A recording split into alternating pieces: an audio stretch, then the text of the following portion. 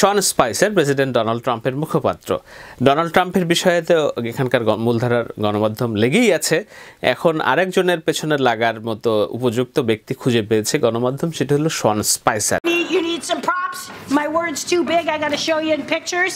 Great. Okay, here we go. When it comes to these decisions, the Constitution gives our president lots of power, and Steve Bannon is the key advisor.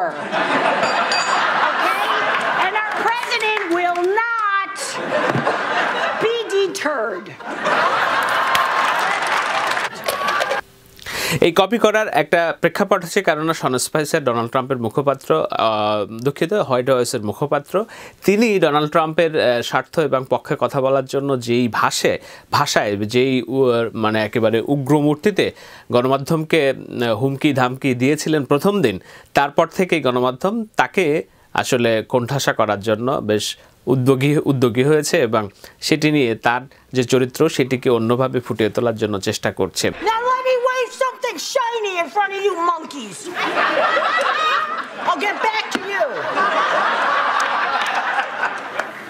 As you know, President Trump announced his Supreme Court pick on the national TV. Today, when he entered the room, the crowd greeted him with a standing ovation, which lasted a full 15 minutes. শন স্পাইসারের এই চরিত্রে যিনি এই dummy অভিনয় করেছেন তার নাম হচ্ছে Melissa McCarthy. Melissa McCarthy একজন ফ্যাশন ডিজাইনার, টিভি স্থাপক এবং রম্য অনুষ্ঠান পরিচালক। এই নারীর একেবারে বদলে ফেলেছেন তার নিজের চেহারা এবং তিনি শন স্পাইসারের ভূমিকা অবতীর্ণ হয়েছেন, যেটি নিয়েই আলোচনা হচ্ছে এবং যুক্তরাষ্ট্রের মানুষ এখান থেকে অনেকটা বিনোদন পেয়েছেন এই সপ্তাহে।